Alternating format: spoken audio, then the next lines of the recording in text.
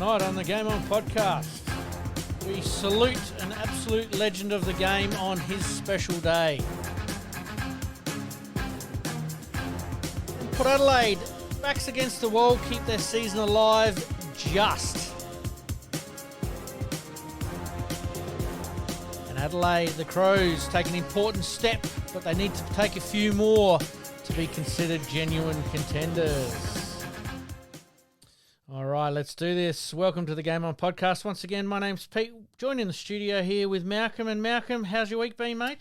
Yeah, not bad, mate. Bit disappointed yesterday, obviously, with Norwood going down to Sturt. It was, we will talk about that. Shocking last few minutes. We will talk about that one a little bit later. How's the book sales going at the moment, mate?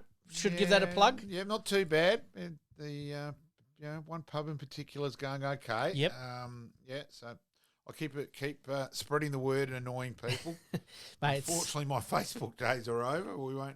Yeah, someone hacked me overseas, and let's just say they did a bloody good job of it. So there you go. We'll kick off tonight by saying please like, rate, subscribe to the channel. We've been online now for a little while. We're starting to gather a little bit of momentum, but every little bit counts. Please comment on and share it with friends and family as well. G'day, Normie Stremple too. Absolutely. We've got something from Normie coming up a little bit later. All right, mate, we better get into Around the Grounds. Around the Grounds.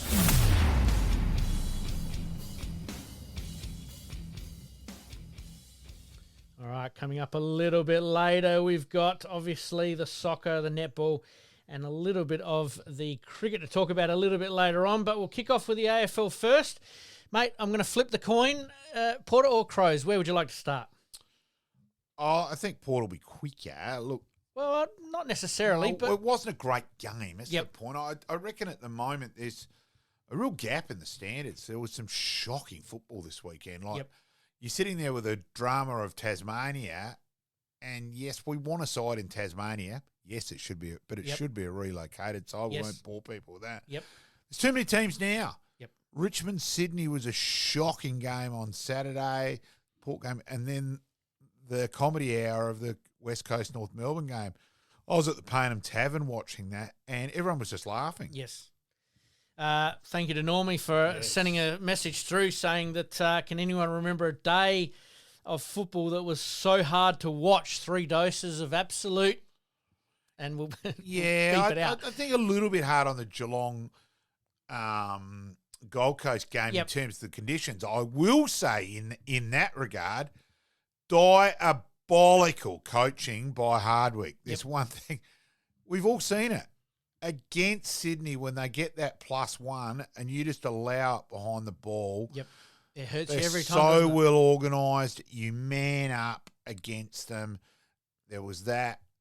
Not tagging Holmes, considering Bailey Smith's pulled out. So you didn't have to worry about should it be Smith, should it be Holmes. Yes. Miller had to go to Holmes. To say that was a fail with a huge capital F is an understatement. Fair enough. We'll talk about some of those individual games in a minute. Port Adelaide, never count Port Adelaide out after beating a lacklustre GWS, and that's just probably where the question's at the moment. It is this time of year. It's a little bit wetter, a little bit dewier. They were in Canberra. Well, GWS should have Richmond should have beaten them the week before. GWS didn't win that game. Richmond found a way to lose it. Yep. And Port Adelaide were in the same boat. A little bit, and it was an average, and it was just almost who was going to make the error and who was going to finally capitalise on that error, and that was Port Adelaide with the poor kick by Whitfield, the interception, and Moraes kicking his first goal. Kicking his first goal. And, it was... And now Port, that keeps them alive. They get Horn Francis back this week. Well, this is what I was going to ask. Last week they sort of had somewhat near their full squad on the track, minus obviously Horn Francis and probably Lukosius are probably the 2 big ones that could come back in this week. Does that just give them that little bit of impetus? Because we know what Port Adelaide are like when the backs are to the wall. Never count them out. Well, it's a huge game against Melbourne now. Yep. Massive game where... If they'd lost, I think it was, the season's effectively over. And now they could get on a run, win 5 or 6 straight in a row, and you're back in it. So when you're relying on other teams and percentages and everything like that, it does get dangerous, doesn't it? Port's percentage is so bad, that's effectively another game. Yep. So I still don't think they'll make it, but it keeps them alive. Absolutely. They're going to have a few big weeks. Miles Bergman is proving he should be a huge priority when it comes to signing. He's all class. He certainly is, and that's probably the amusing bit of the whole Wanganeen-Malira bit. Yep. That if he does end up deciding he wants to go to Port, I think they do end up losing Bergman as part of it. So sort of a Rob Peter to play Paul situation. Yep. So, yeah. That one's going to be an interesting watch, and we'll talk about that one a little bit more in our general AFL topics. Everything has to go right for Port Adelaide from now on, but they're chasing their tail a little bit because of some of those earlier results. Kenny's obviously put his hand up and said, look, I'm the man to see them through to the end of the season. Is there any benefit of Josh Carr taking over the team now? Personally, no. No. And I did actually ran into Richo yesterday at Alberton and said, well, at least it gives you a week or so away, because he played footy for Adelaide Uni, so I've known Matty for years. Yes. Actually used to live, as a kid, he lived 2 doors down from my in-laws' place, so I've known him for donkey's years. Yep. So, yeah, I said in that way it was good news for him. So you just mentioned you were down at Alberton there yesterday. The facilities down there, I haven't been down there since they've done it, but it looks pretty good. Facilities upstairs and that are great. They've done a bloody good job of it, but I'm sorry, that was easily the negative of the weekend. Yep. South Australia were fantastic against Victoria, won by, 65 points. Yep, against Vic Metro. So it gives them a huge chance in the carnival. Yep. And it was amusing because they kept coming up to the grandstand and saying, you're going to have to move at the end of this game. And everyone was going, yep, no problem. Now, I stayed. I just thought I wanted to stay to see how many people were there. I reckon there was between 500 and 700. Yep. And a former guest of ours on the show, I was with Gregory Quinn upstairs for a while, and he's obviously spent enough time at Alberton, probably as much time as I've spent at Norwood. Yep. And he said this is easily the worst crowd he's ever seen. Wow. And he was quite depressed by that. And, it was shocking. Yeah, it's a real problem, isn't it? We'll talk about that one a little bit as we go on. Mate, I did ask last week, but really is Port's pass mark finishing the season pretty much all on even terms? Yeah, roughly.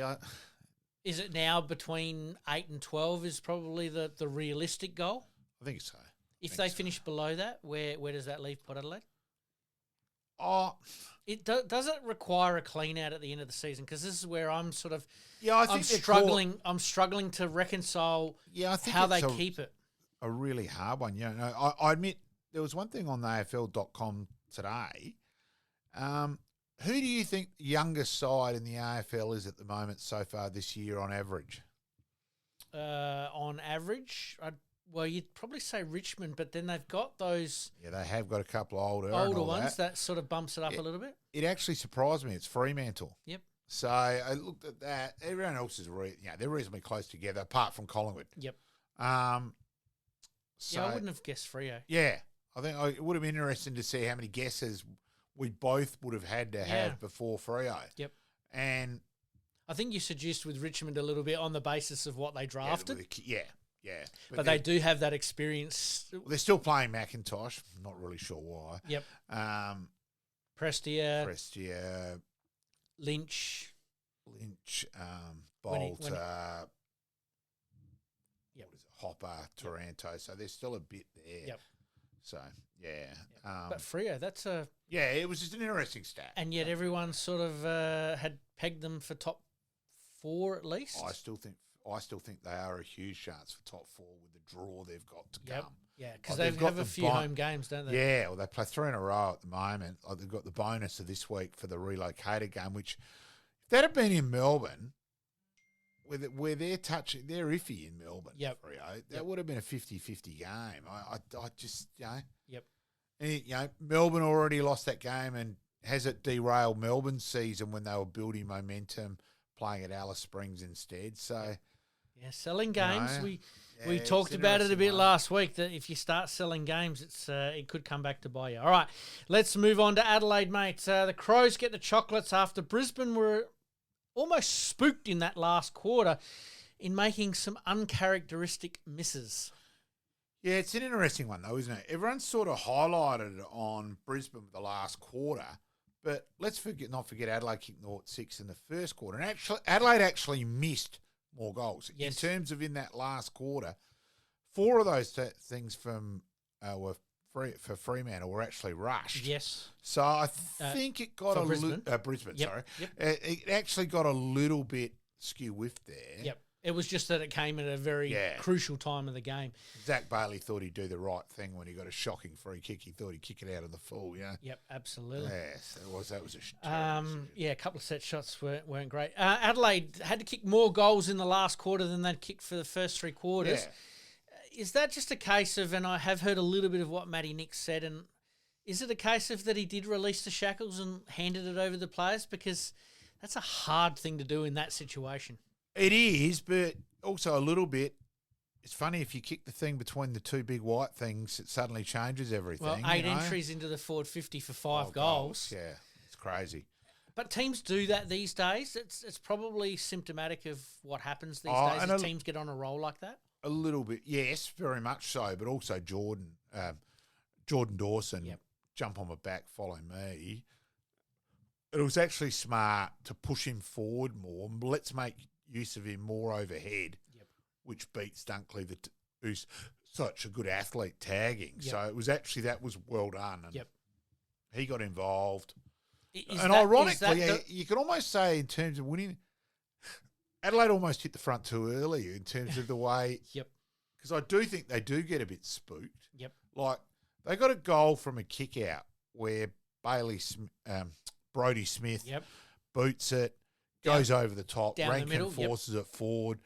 Harris Andrews went to make the contest, didn't get there, so he exposed the next line. The knock-on, very well done by Tex, good footy smarts as usual. Keezy hands over to Rochelle and goal. Bang. And so he's taking the kick-outs again, but they went wide to the boundary every time. Well, and want to go down the middle and open them up again. And open up and go to Thilthorpe, who's a fair chance to catch it as it is. Everything that comes his way, he basically gobbles up these days. I mean, I'm sitting here watching it, and every time you see him go for that mark, you're like, he's just going to clunk it. He's just going to clunk it. And if he doesn't, the spoil must go to the front. It's not, he's never basically out-positioned or anything, and there's never a decent spoil away from him. So do you think Brodie Smith stays in the team? Question without notice. Do you think Brodie Smith stays in the team for that very ball that he did, that little stinger, as I called it a couple of weeks ago, over the back, a little bit more penetrating? It's going to be interesting because if he plays, do they take the risk of playing him on ball? It's a possibility. Or do they decide, right, we'll go with him as sub again, make use of his long leg, and Draper probably comes in for Peatling's stupidity. Which would make sense. Yeah, I think that's a possibility. KRIEVS? Possibly, yeah. See, these are the names I'm gonna. Yeah, I think it's more 1-for-1. Peatling to play in midfield, who plays inside, and that I think is a Draper. Probably be Draper. Yep. Although Lockie Scholl's having an outstanding year. He's more the outside. Yep, but he's still having an outstanding year, and they might shuffle the deck chairs a little bit. Do you think Adelaide's balance has become better over the last 6 to 8 weeks with probably a little less midfield time for someone like Isaac Rankin? Maybe, but I also think it's interesting the last 2 weeks they've finally got Keys playing the main role in terms of, the week before he's on Blakey, this week he's on Zorko, where I still say if he stands Rosie in the showdown, that's a hell of a lot better for Adelaide. So, I couldn't quite – I think he hasn't been – I think they've got it right the last couple of weeks. Segued me beautifully there in saying that is Ben Keys an underrated player for his ability to be here, there and everywhere and, playing that role of shutting down a dangerous player, but also offensively he's just so good. Well, his kicking was always iffy and his kicking's improved out of sight. And, he's probably still not great on a reflex one give sort of situation, but you probably don't need to be quite as much as that playing the half forward as you do playing the inside mid. So I think they're using him as it's now better. Are you happy that he's not getting any midfield minutes? I like him being used because I've hated this bit of halfback flankers being allowed to just do what they like, and I just think that's important. And it'll be interesting what they do this week against Hawthorn, because Warple's got a fitness test for Hawthorn, and you're reading a bit into it. It's a bit hard on what they've said, but he's 50-50 at best. Right. So it'll be interesting to see what happens. It will be. Adelaide have a huge test ahead of them, playing Hawthorn down in, was it Launceston, I think it is? Yeah, which I'm not sure. Hopefully that's on a Friday night. Quite. Yeah, so you'd imagine that it'd be similar conditions. Like, you can't imagine it a bit. You'd still think it'd be, even if I did look up and they're predicting it's not meant to be wet, but you'd expect there to be dew, so it'll be a wet weather game of footy. So you'd think it may well be a similar game to Friday night. Yep. So a lot of contested football. You'd say so. Can Adelaide expose Hawthorn's lack of defence at times, or do you think they tightened that up against the Bulldogs last week? Well, it sounds stupid because Sicily's a very good player, but I think they're better off at the moment that he's not playing, because he was playing injured and struggling so much. So other players were having to cover for him, which left them they exposed. They looked better balanced without him. Yep. But Warper was back instead of forward, so they did look better. So, yeah. It's going to be an interesting watch, that's for sure. Adelaide tall Dan Curtin has been rewarded with the Telstra AFL Rising Star nomination for round 13 after an impressive start to his season. I think he's been unlucky not to be nominated earlier this year. I thought that was sort of about bloody time one. So, He was pretty handy against Carlton. I got to see that firsthand. Yeah. I thought he was unlucky not to get nominated that round. Yeah. While Tex was struggling a little bit, Curtin definitely stood up at the time. He's becoming a very valuable player for Adelaide, and he joins the likes of Sam Laylor, Connor O'Sullivan, Harvey Langford, Levi Ashcroft. Well, we know how good the Ashcroft brothers are, and Nate Caddy. Do we see Adelaide looking to hold on to him for as long as they possibly can? You would think so. Is that contingent around how long Tex goes around for? Because there's some talk that he might go another year. Yeah, I think this will be it, but let's wait and see. Yep. Probably depends how the year plays out. Yep. I thought Tex was good Friday night. Yep. I thought he was the best forward overall for Adelaide on Friday night. Yep. Phil Thorpe's last quarter was fantastic. Yep. But Walker's just footy smarts were on show Friday night. That knock on. And actually, Fogarty, that was well done by Fogarty too. The last the tunnel ball, so it was an absolute beauty. Good. There's some smart players going around there. You don't often say that about footy players, but there's a few players with the head screwed on, well and truly nice and tight. Unfortunately, not Peatling. No, diabolical tackle. I think he's very lucky to only get one. You stole the words out of my mouth there, mate. As to the Peatling tackle, what were your thoughts? This is the second time he's been caught for it. Do you think Lachie Neale hammed it up a little bit? No, I didn't think he did, actually. No, but there were two movements, and that's probably where it went wrong for Peatling. His head hit the ground with a bit of force, and that. It's got to be smarter than that. Look, yes, there's split decisions. It's quick. We acknowledge that. It's not easy. Yep. But that comes back to tackling technique. Now, he's done it once. Wouldn't you be, I'd love to know how much he's practiced since, because the fact now he's done it twice, whether he then just the heat of the game and the emotion and loses the thought process, but it was a poor tackle. That certainly can happen from time to time. Do you think teams are learning to tackle by dropping their knees rather than the roll, so to speak? A bit of both. I think they're just generally improving. Yep. Now, because the tackle itself, wrapping him up, is absolutely technically perfect. Yeah. It's the second movement that needs to be worked on. That, you have to roll. You've got to roll the guy. You're almost better picking him up. Yeah, to some extent. Yeah. And you landing yourself. Yes. Yeah. So it's going to be an interesting one. But then I reckon young Grant for Centrals will go. Yep. He did pick the guy up, but the problem was he drove him. He didn't turn to go down first. Yep. Yeah, because you almost want to pick him up and then buckle your knees a little bit, don't you? Exactly right. That's going to be an interesting one, considering footy teams hired a lot of rugby coaches there for many, many years. I'm not talking about recently, but previously. And it does get ingrained that, you tackle, you roll, you're sort of dumping. And we still see it with the NRL a little bit, and we'll talk about the NRL a little bit later as well. Adelaide, where do you see them at? Do they have a plan B, or are they just sort of getting lucky with some of these changes at the moment? There's plenty of plans. You know, the guy pushes up, the half forward pushes up. You tag, the tag drops off at this bounce, goes back the next bounce.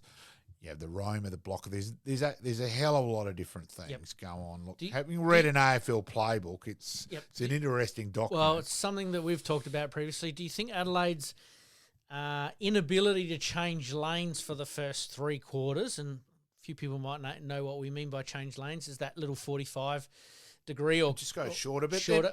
I think overall Brisbane were the better side in terms of they had 74 more touches. Yep. It's a few crazy things this week. How many teams won with having far less inside 50 and all that side of things. I think inside 50s isn't as important as a lot of stats. I actually think the one which should have been highlighted for Adelaide winning was having 20-odd more tackles than Brisbane. I reckon that was very important. But Brisbane had enough of the ball to win the game. I still think their best is better than Adelaide's best, but Adelaide got through. Hopefully it builds a bit of momentum. You know? Hopefully this gives a bit of belief, because deep down you're going, is what I was going to ask. Are we good enough? Yep. Deep down you probably don't believe it. Now it's happened, that builds a little bit more. So, yeah. Well, we talked about it during the preseason game where Adelaide got up, and we made mention that does this sort of kickstart things a little bit. They get an opportunity against Hawthorn this week. Then they've got a bye. Now, I'm going to be really interested to see how they come back from that bye. And Richmond's a side you don't want, being honest, you probably don't want to play after the bye. Yep. You know? Yep. Because I thought this week for Richmond it was a thing where Sydney went, I reckon Sydney's still in the first quarter in a bit, but then the coaching adjusted, put Jordan onto Prestia, and that was really the end of the game. Yep. I didn't have a look how many inside 50s Richmond got after quarter time, but it would have been very few. It wasn't a lot, that's for sure. Adelaide's back 6, a little bit unheralded with a few players back there. Well, I think Worrell and Keane have been better than what anyone could have envisaged. And do we think Murray is better than Butts? I think he is. Can they afford to have both of them in the team? I think it'll be one or the other.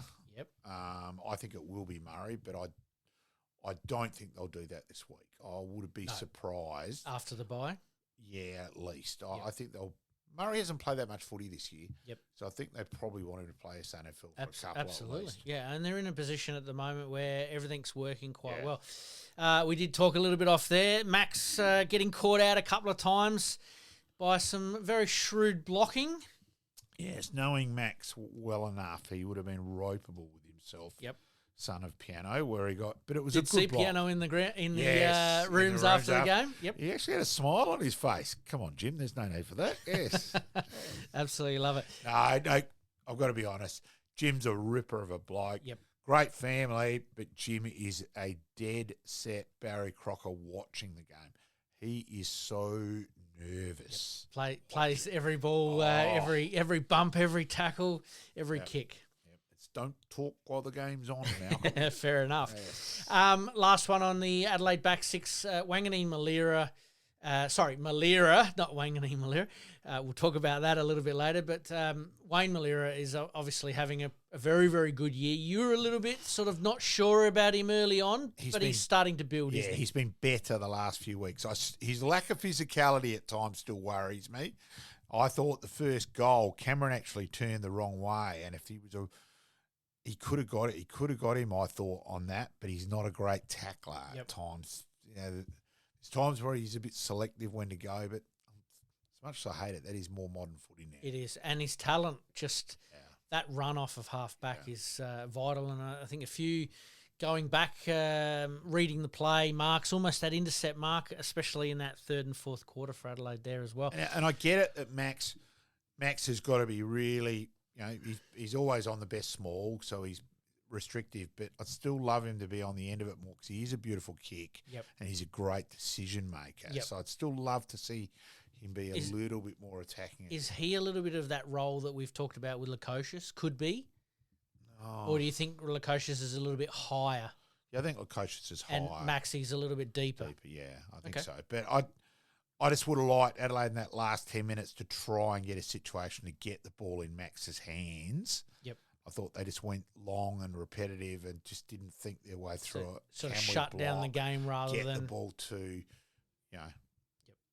Although, it was funny yesterday with Collingwood, that last bit. Yes. They didn't have to do those last three because he was inside 50. That's He right. could have taken the 30 seconds before and then had the shot for goal. So it was a bit weird what they did in the last 30 seconds. But they practice it, and that's something that Adelaide's got to get better at. Yeah, bloody oath. Adelaide talked about, or Matty Nix talked about after the game, that there's a lot of things that they'll review. Probably that last 10 minutes in that last quarter was probably part and parcel of that. Yeah, Isaac Cumming was on Double A tonight and did speak a lot about that side of things. Yeah, the last 10 minutes, very, very important. All right, let's move on to some AFL hot topics. First up, we have to congratulate Neil Danaher on the Fight MND. Once again, an absolute fantastic cause that everybody's got behind. And how good was it to see the MCG pretty much all blue everywhere? There was just beanies left, right and centre. No, it is awesome. Look, he's an incredible man. Now, as someone who's 60 plus gets frustrated with technology because I'm not great at it, but now he looks into an iPad and the pupils now give the words out. That's unbelievable, isn't it? They've gone through all his press conferences and digitised his voice. So it sounds like him. So you're hearing his voice again. So all of a sudden the family's hearing his voice again for the first time in a couple of years, which is awesome. Yep. And even the bit they had before the game, the bit about in the museum, and that was his voice. Yes. On MMD, the way he first found and his approach and all that. Yep. But look, he's incredible. He was fantastic with Chris Grigg and that as well. Yep. And just with Laney, with Laney from Norwood as well. Yep. We've lost both of those two, but he contacted. There's another mate of mine who's got it at the moment. Mm-hmm. Yeah, he is the captain coach for Motor Neuron. He is an incredible individual. Absolutely. The Guard of Honour as well, just shades of Teddy Whitten in that sort of final game, that final state game that SA and Victoria played. Fantastic to Melbourne and Collingwood to line up the way that they did, and it was just inspirational for all involved. So I think they're still taking some donations, so if you want to donate to the MND Foundation, please do. I heard some ridiculous figure, like 147 million or something around that 100 mark has been raised over these 11 years of doing the big freeze. And there has been progression. Medication now, it's very complex, and it's only because I've talking to Stu about it. Yep.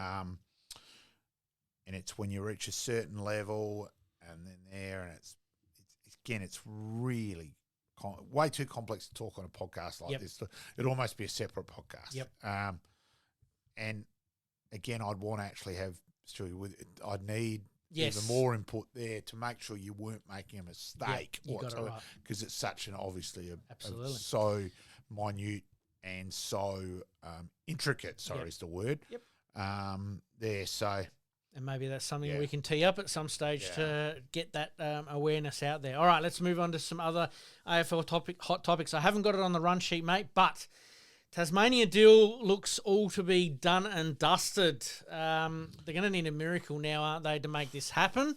What are your thoughts? Take the playing side out of it. Let's just talk the politics side of it. And the AFL have come out and again doubled down on no stadium, no team.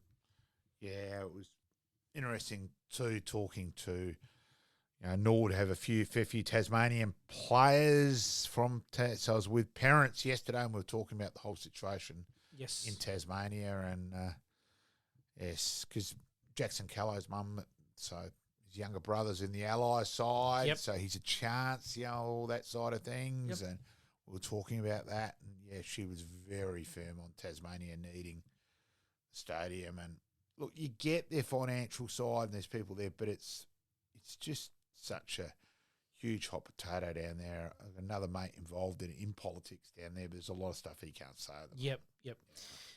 It's going to be an interesting one to watch. I mean, we know that the stadium is revolving around return on investment that obviously the AFL are looking to put into it.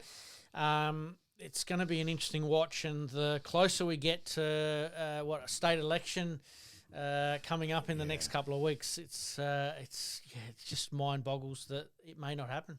Because they think in all likelihood in the upper house it'll still be the independents who've got the say. And none of them want it. They want it. So it's hugely in doubt. Yep. Brendan Gale said a couple of weeks ago that could be looking for new jobs. So yeah, it's a bit of a worry, that's for sure. All right, let's move on. The Bulldogs get their man. Beveridge signs an extension for 2 years. Good call, bad call? It's interesting, isn't it? They're 6-6. Can you say they actually know any more than the start of the year? Yeah. It's interesting, isn't it? Okay. They've had some good wins. Yeah, and some questionable losses. You know, they haven't been great against the other top sides. Yep. You know, yes, they've lost a couple which could have gone either way, like the Norwood, being at the Norwood, working at the Norwood Bulldogs at a game at the home of football against Brisbane. They could have easily won that. Yep.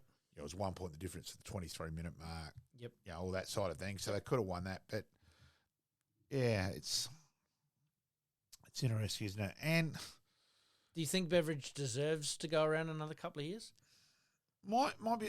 I'd love to know a bit more. Like, they've lost a lot of players over the journey.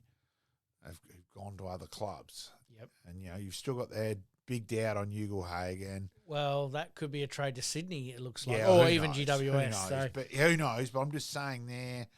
There's him at the moment, Bailey Smith. You actually, if you get out the piece of paper, I'll do it for next week. Yep. There's players everywhere at other clubs from the Bulldogs. So it's a question mark. It's how they won their premiership. What was it, 2016? So, yeah, there's not too many, obviously, that would be hanging around after that as well. But you're right, the transient nature of the Bulldogs makes it an interesting watch. Oh, look, and the ironical bit, if they make the 8 and they all of a sudden have a month on footy like they did in 16, there'd be a chance. Because especially getting Darcy back this week, so he's going to have footy played before then, and that does change them up. Yep. Ridiculously. Like, he's incredible. Yep. What do you do with Norton? Yeah, so do I. What do you do with Norton? Because he's obviously benefited by Darcy not playing. Can they coexist? Well, I don't think he suits playing on the number one defender, so I actually think it helps him, Darcy being back. Yep. But as everyone's been saying, there's no coach twist the magnets more than Beveridge, but the one he hasn't done is put Norton back into defence again. And, yeah, that's a bit bewildering. I can't understand that one either. All right, mate, let's talk some hottish topics when it comes to removing the bounce. Is this a priority, obviously, for the new CEO of football or GM of football? Personally, I hope so. I think it serves no purpose. People say it looks anaesthetic. Well, as I've said numerous times, do you ever leave a game going, shit, how good was the umpire's bouncing? It's crap. It's great on your body in terms of not bouncing it. Like, I'd love to know. Yeah, I probably didn't do it enough to blow my bear back on that, but it certainly didn't help. That's right. Do you think that a lot more umpires would stay in the game if you were to canvass them and no doubt about it? Would have stayed another couple of years? It does stuff up your body big time. And you're practicing because you have to. Yep. To do it very few times. It's crazy. Yep. It's the only sport in the world which requires an umpire to perfect the skill, which has nothing to do with the bloody game. Yep. It's crazy. It is, mate. We've done it plenty of times before, but we have to do it again. Do you think the last touch out of bounds should certainly come into the AFL? Yes. Is that a priority, or are they going to? It should be. I mean, we saw it this weekend. There were a lot more, let's just say, quick calls on the last touch out of bounds. Do you think they're sort of angling a little bit towards that? Well, as I think it might have been Jared Healy said, they've almost gone that way anyway. So let's just go there, go and do it, and get rid of the controversy. Yep. Like, when the ball goes out of bounds at SANFL level, who's. Yep. Do you think that? Now, I don't like it. And the irony of it is it actually suits AFL football more than SANFL because of the bigger ovals. Yep. So there was a few yesterday because Unley's so small, Unley, Norwood, Glenelg, small ovals, and average weather that it drifts the ball to the far side, that it did go out when you go, and that's too big a penalty for what's just happened. To both sides. It's not out of that. Yeah. But AFL, they're not playing on small ovals like that in general. Yep. So it sort of felt like it was angling a bit that way last weekend specifically. I just watched it a few times and went, that's deliberate, and then they didn't give it. And then there's other times where you're like, that is completely deliberate, and they gave it every time. So, well, it's insufficient attempt. Yes. Yeah, it's a bit of wah-wah. Yeah, exactly. Let's take that out. Well, in saying that with the bounce a little bit earlier on, do we or should we be making ruckman start outside the big circle and run in if it's just a jump ball situation? Because this wrestling that's now become part of ruck contests, has it made the game harder or ugly to watch?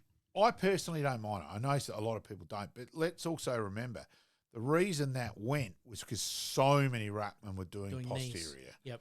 And it is, you run at each other, it is a posterior. But that bigger circle, not the smaller circle, that bigger circle isn't as big as run up as. Yeah, but you're still running, jumping at each other. Yep. It still brings back the primal thing, and that's how you do your knee. Now, I still think just let it go. Yep. Let them ruck, let it go. There was one at Norwood yesterday, and it was Berkey paid. It was a shithouse decision. Let the ruckman ruck. Yep. Yeah. Let the players play, as we've talked about previously. 4 umpires to 3 with the 4th rotating each quarter to keep everybody fresh. Do you think that's a happy compromise or could be a happy compromise? No, I just leave it at 3. I just make it 3. I don't think there's any need for anything else. You got to remember that still another umpire's a different interpretation that you're swapping over. It is a unique game because a reasonable amount of time to get rid of the ball. Yep. It's quite a crazy sport to umpire. Yep. Are we? It's not like netball where it's 3 seconds, yep. And all that. So I'd make it go back to 3 and leave it at that. Yep. Are we too harsh on our umpires, do you think, because of the crazy nature of the game? And it's probably something that we haven't explored because I think they've made it too hard to umpire, and that comes as an umpire. Yep. But I'm going on and on about it at the moment that they desperately need a ruck coach, a ruckman as ruck coach. I think there's stuff all understanding of the art of rucking, and I include the coaching panels in that. I think there's no knowledge whatsoever. So does that then lend its way to a full-time yes, role possibly, for but I just think umpires? I just don't get it. I don't think it's hard because maybe I play the majority of a football in that. Yep. And that it should be only if you really block the person or really grab them. And there's just ruck freaking. There was a reserves game a couple of weeks ago at Norwood where, honestly, the guy paid 5 in 1 quarter. Mm-hmm. And I reckon one of them was a maybe and the other 4 were diabolical. Yep. Let the players play. That's our motto, isn't it? Just let them play. Yep. Irresponsible reporting may cost the Crows a chance at a hugely talented youngster. Mate, what are your thoughts on this? I know you're up and about it. Absolutely ropeable with it. It's garbage. Yep. There is enough knowledge, well and truly, within football to know what Robbie Young said as well. Yes, Taylor did say the wrong thing. I'm not defending him that. Nope. But there should have been charges laid against Robbie Young as well. Yep. And if the full story's out, I'm sure the people's attitudes, and don't dare say that, it's crap. It's diabolical. I felt sorry for Taylor. Well, last night he got dragged into something that he didn't really necessarily need to be dragged into. And as Ben Williams came out, denied it, and then carried to say, oh, no, he doesn't know. What a load of crap. Well, she doubled down tonight on the news saying that, her understanding is she's sticking by her guns and that the player manager doesn't know what he's thinking. Well, I've lost respect for Caro out of this. I've defended her a lot over the years. No, absolute pathetic. Disgraceful. All right, mate. Let's talk some decisions. The Durham hit on Chera. It looked bad at the time. Is 2 weeks? It did, but I do agree with James Hurd as well, though. Terrible technique by Sarah. He didn't turn his body to protect himself. He left himself so wide open. Yep. And yes, it was bad by Durham, but that was broken neck. Yes. Not just concussion. Yep. And you've got to protect yourself as well. So, yes, I agree with the 2 games. Yep. But, geez, Sarah, I can't believe out of that, And that was the thing, the female side of it's getting better, but that's the sort of thing at female footy they're not a guy who's played footy right from the whole way through as a kid. Yep. And it was diabolical diabolical. Yep. Addendum to that conversation is then Carlton's medical staff. Should they have taken him off earlier? It took 14 minutes to get him off the ground. Just unbelievable, Carl. I find it extraordinary, and I can't believe it. He should have been off the ground straight away. No doubt about it. In real time, it looked nasty as anything. Exactly. And yet they're going back through the slow-mos. Yes, he didn't hit him clean with the shoulder, but he did get a little bit of the elbow and a little bit of the hip on the way through. It had to go off straight away. Diabolical. Do you expect Carlton to get sanctioned for any of that? I haven't heard anything through the news today. I would love them to be sanctioned over that, because I do think that's irresponsible. That was one straight away where you had to go, shit, we've got to get him off. If the umpires are mic'd up, just tell them to stop the game, get him off, and away you go. Do you think that decision came from the ARC, or do you think that was a Carlton decision? It was a Carlton decision, I reckon. I just think it scratches your head, doesn't it? Yeah, it does. The Tom Stewart bump. What are your thoughts on that? Yeah, nothing wrong with it. He was lucky. Look, I think he took a big risk doing it. Yep. But he managed to do it perfectly.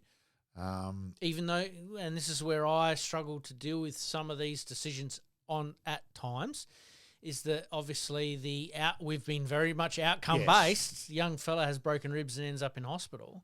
No, it turns out he's actually all right. He's all right now. Yeah. Oh, there you go. Yep. So out of that, but I just...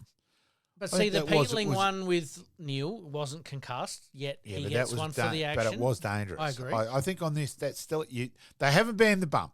If they banned the bump, yes, obviously. But at the moment, you're allowed to bump. It was textbook. He did it fair. And the Cherry one looked nasty, but no concussion. Yeah, but I think that's just more bloody lucky. As he could have killed him. I totally agree with you. He could have ran through him and absolutely killed him. All right, mate, let's talk quickly on some of the games from last week. Western Bulldogs going down to Hawthorn. Yeah, disappointing the Dogs in that. Hawthorn better. Funny how attitude, suddenly your tackles doubled. They've been pathetic in that regard the last couple of weeks. Yep. It doubled. They look better without CASSERLY.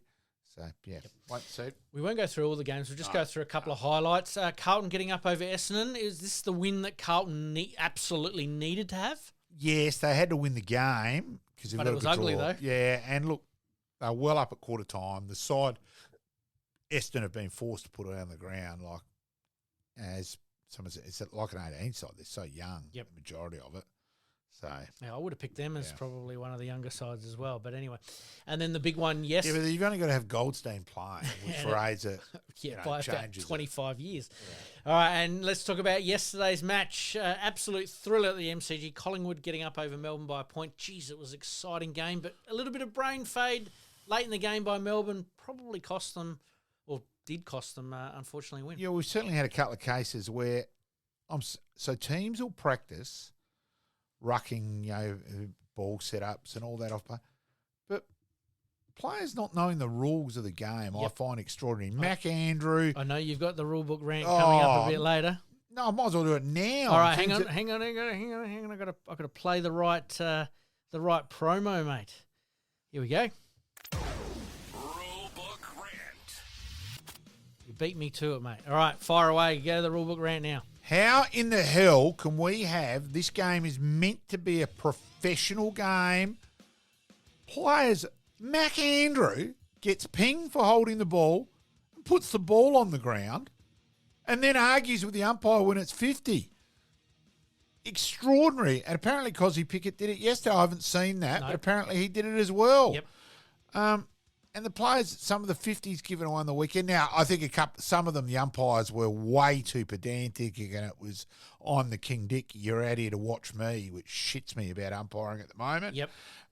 But in terms of players not knowing the rule, no excuse, it's not good enough. And it's another tick against the coaching panel. Not on. Yep. Dismal failure, Gold Coast. There you go. Bang. The rule book has spoken. One last one on the AFL. Showboating, mate. Ginnivan showing the ball and Zach Williams doing something similar. Yeah, I thought his was a bit different, but Yeah, Ginnivan's lucky that Blighty's not coaching him. Yep. Yes. He didn't kick it all that well either. He almost missed it. I wish that had gone into the post. That would have been goal. Oh, would it ever? And Williams in the same boat. Really gave Essendon a little bit of fire there because they kicked the next 3 after that and made the game very, very interesting. All right, let's talk tips for this week, mate. Where are we at? We've got St Kilda and the Bulldogs for Thursday night at Marvel. Bulldogs for me. Adelaide, Hawthorn v Adelaide at University Tasmania Stadium in Launceston. Their record in Tasmania is ridiculous. So Hawthorn. Yeah, Hawthorn for me. I don't think the lid can be taken off of Adelaide's performances at the moment just yet. I think they will play finals, but yeah, where they finish in that 8 is still up for grabs. If they win this week, suddenly top the four's lid's a off. big chance. Yeah, then the lid's off a little bit. Yeah. Brisbane v GWS. Brisbane for me. Essendon v Geelong at the MCG. Geelong. North Melbourne v Fremantle at Optus Stadium in Perth. Now, that's not the right way around, but North Melbourne have sold another home game. Fremantle for me. Port Adelaide v Melbourne. This becomes almost game of the round a bit, doesn't it? Well, I think Hawthorn Adelaide's the game of the round, but I think this is the other really hard game to tip. Yep. Horn Francis back for Port. Melbourne's still the lack of connection with their forward line. Like, still poor since their flag. Yep. I'll go for Port. What did you make of the Gawn May blow up at the end of the game or last 30 seconds of the game where Gawn just gave him a bit of a shove and get out of my face? I'd like to exactly know what May said. Yep. I know they've played it down since, but I reckon deep down May was pretty pissed off. Yep. Does that fall into the rabble category out on the ground? And it was so public on view for everyone to see. Well, he hasn't got a great rap sheet overall. No, agreed. May. You know, but even Gawn, the way he looked disgusted, like, get out of my face. Like, yeah, it is what it is. Off. Yeah, 30-odd seconds to go. The umpire's called play on, maybe a little bit quick, but he's tried to barrel just to clear the area. It hasn't worked. Yep. Now, they had to go coast to coast in 30 seconds. Yep. Everything had to go right. I had no problem with that. Yeah. Everything had to go right. Yeah. I think the game of the round, like you said, is Adelaide and Hawthorn, but for various reasons. Adelaide, it probably strengthens their top 4 credentials. Hawthorn, it probably keeps them in touch with the top 4. And then Port Adelaide and Melbourne, really, for any chance mathematically of playing finals this year. Yeah. And then to finish us off, West Coast v Carlton at Optus Stadium as well. We've got a double header, one on Saturday, one on Sunday. Carlton. I wouldn't tip West Coast to beat themselves. Carlton for me as well. And they travel reasonably well down or over to the west there. Buys for Collingwood, the Suns, Sydney and Richmond. Some pretty poor games on the weekend. Hopefully this weekend we can rectify that. But it is hard at this time of the year as well. All right, mate, we better take a very quick break. We are running miles over time. Coming up, we've got Ange Postecoglou gets sacked as manager in the SANFL. Adelaide, a very, very big comeback against South Adelaide, and the Thunderbirds just need to get a grip on the season. You're listening to the Game On Podcast. We'll be right back after this short break.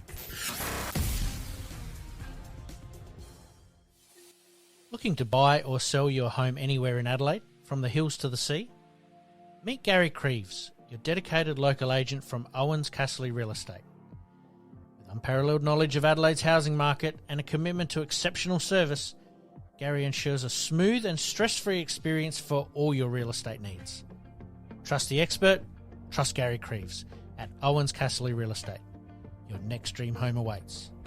Contact Gary today on 0422 071 317 or on email garyk@ocre.com.au. And for more listings, please visit owenscasserly.com.au. Make it happen.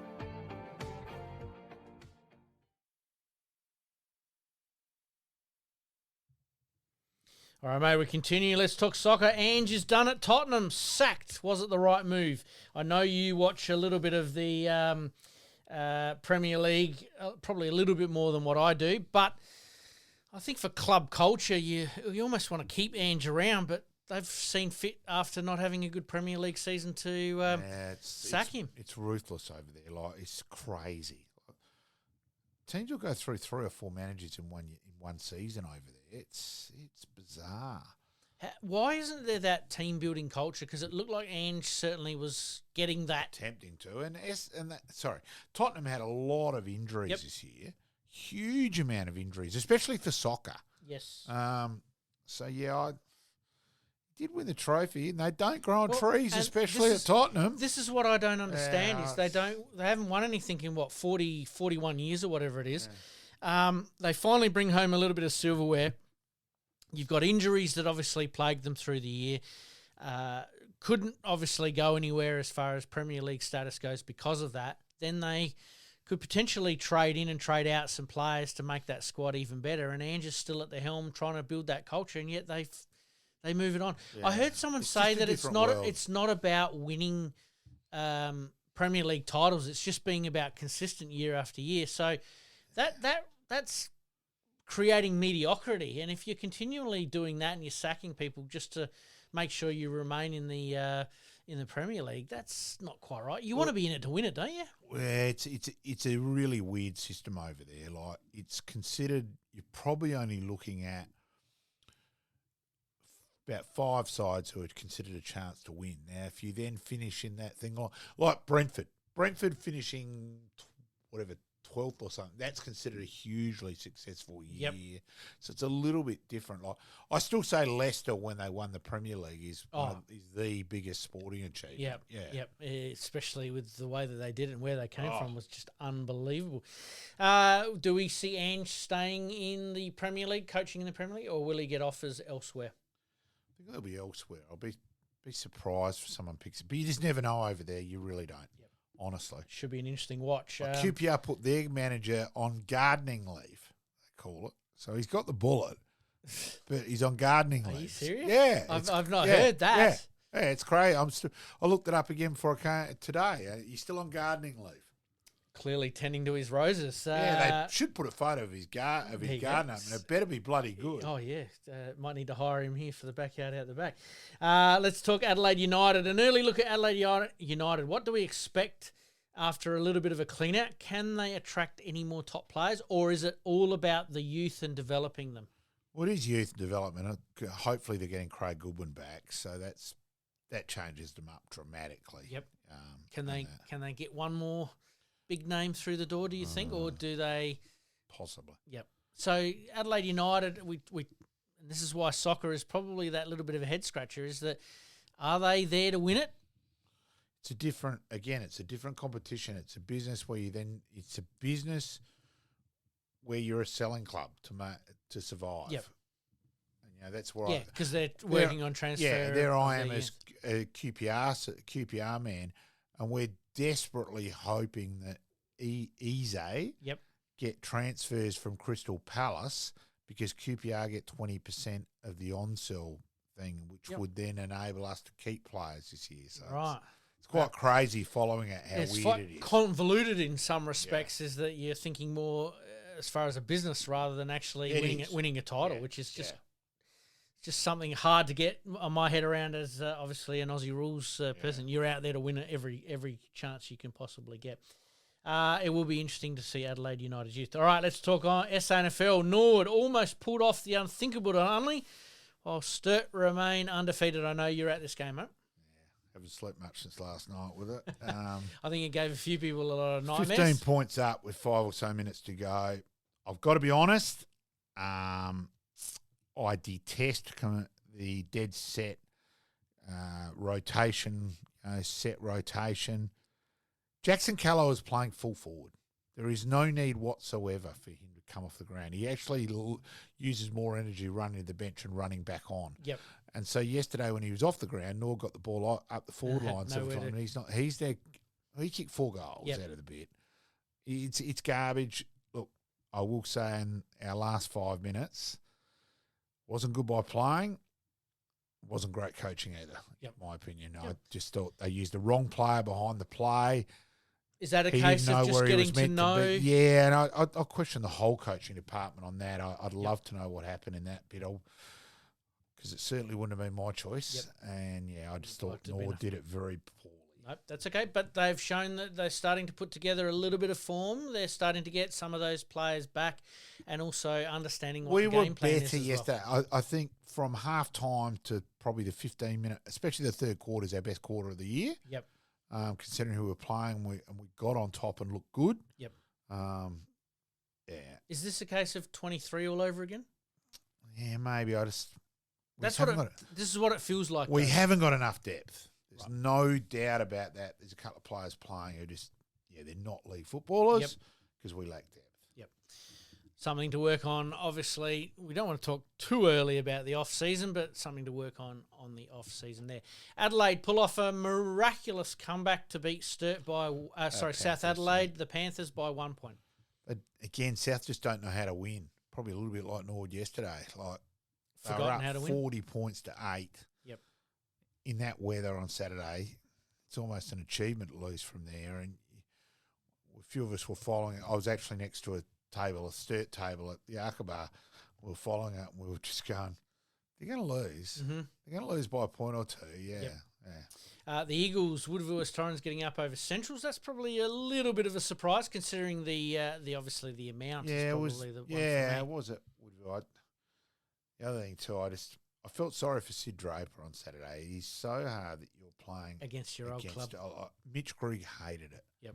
Absolutely detested playing against Norwood. And you could see yesterday when Adelaide had got up, I just saw the highlights and saw him in the background. He was almost squeezing. He didn't really know what to do.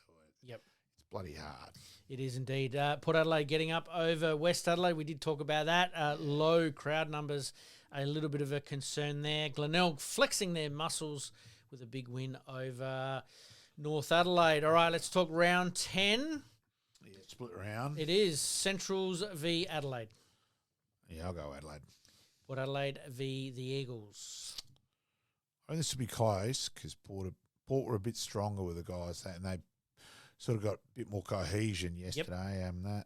But I'll go the Eagles. All right, and we'll leave the other games until next week. Yep. All right, mate, should be interesting. All right, netball rollercoaster of a season continues with another narrow loss.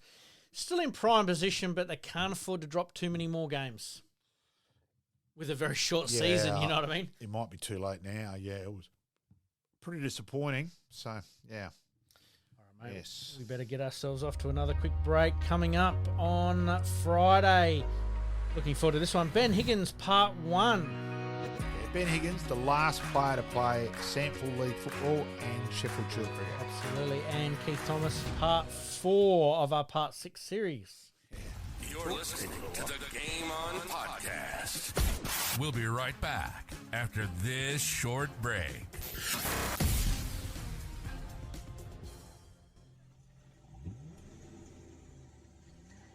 A dents and scratches putting a dent in your day? Introducing Roger Steen Crash Repairs Adelaide, your trusted solution for automotive woes. With over 2 decades of expertise, Roger Steen Crash Repairs guarantees top-notch service, restoring your vehicle to its former glory in no time. From minor dings to major collisions, our skilled technicians handle it all with precision and care, using state-of-the-art equipment and techniques. Roger Steen Crash Repairs saved my car. It looks brand new. Fast, friendly and reliable. I wouldn't trust anyone else with my vehicle. Don't let accidents slow you down. Visit Roger Steen Crash Repairs Adelaide at 14 Penner Avenue, Glynde, for quality service you can count on. And here's a special offer just for our listeners. Mention this podcast and receive a $100 discount on your repair. Roger Steen Crash Repairs Adelaide. Excellence in every repair.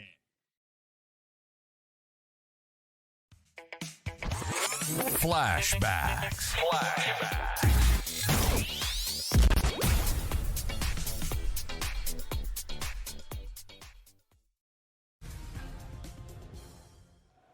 Partnership between Flintoff and Jones worth 73 in an hour and 6 minutes. Into the commentary box come Michael Atherton and Tony Gray.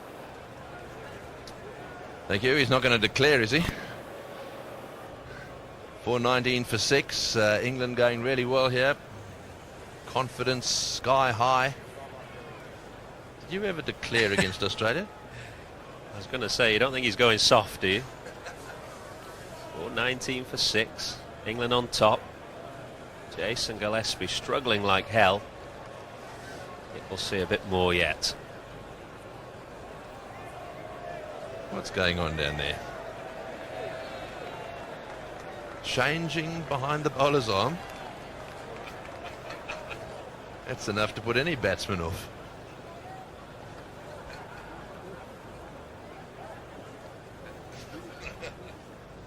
We might keep an eye on them. Oh, shame. Warner. Well, there we are. Now that looks steady, Greggy, steady. I don't think I could bat with that going on down there.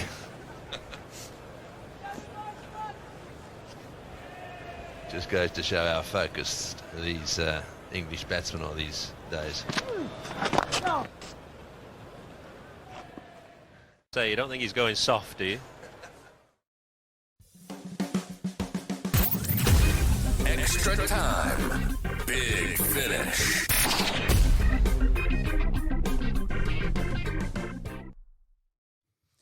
All right, mate, a little bit of fun and frivolity there in the old... Yeah. You just miss those old days of the old cricket commentary boxes where they just let it all hang out and have a bit of fun with it as well. Tony and Bill together they were the dynamic Absolutely, duo. Especially when it came to the pigeons. I always remember they'd always get a fair run.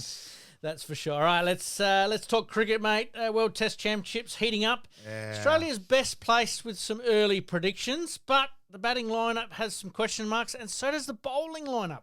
Yeah, major question marks for mine on the batting. So Labuschagne's never really opened. Yep. Sounds like Green's going to bat 3. I thought he would have batted 4. Yep. But yeah, everyone's saying he made 300s in county cricket. Yes, yeah, which he did. Green, this is, yep. Yeah, but they were against the same side, and North Hampshire had a lot of injuries and that, so he's playing for Gloucestershire, and he did well, don't get me wrong there, but it's a worry that he only made 13 runs in 4 other innings, I think, so, and he batted 5 or 6 there, so I would have thought if they were considering to bat 3, I would have wanted him to bat at 3, so, playing so he's never really batted 3, he's batted 4 for WA in the beginning. Yep. But, yeah, so I'm a bit bemused by it all, and I'm sorry. Scott Boland got man of the match in our last test match to win the series against India. Sort of like, we haven't beaten India in 10 years. It's not like they were playing a minnow or Afghanistan or Bangladesh. Yeah, and sounds like he's going to miss out to Hazelwood, who's played a few 2020 games. Big always questions on Hazelwood's body now, and so I'm bemused a bit by it. And is this the best time of year to be playing it? Because you actually brought this up perfectly before we started today. Is it the right time of year to be playing it? Because it feels like it's all being squashed in. But everything's squashed in because of bloody 2020 tournaments and how that rules the world. I'd much rather now. I'm old-fashioned in that way. I'd love us to play a couple of county games. So I'm sorry to go and have a practice hit for a few days and all that. So Travis Head hasn't had he's just going to come straight in from 2020, and I'm not. You're not convinced? No, I'm not, and I know it's the same for both sides, but I just think, hang on, we're calling something a test champ. So it's a grand final of cricket. Yep. Well, we don't play. It's the equivalent of an AFL first game of the year being called the grand final. Yep. With no games beforehand. Yep. I just think it's weird. Yep. I know you're a cricket tragic, mate, and you'll be watching, but it's there won't be much Peter sleep the next few nights. Fair enough, mate. Briefly touch on the NRL State of Origin's back, ready for game 2, mate? Yeah, hopefully Queensland come back and make it an interesting series. We'll follow that one a little bit more next week. Let's talk tennis, mate. Carlos creates French Open history after 2 sets to love down, 5-3 down, love 40 down.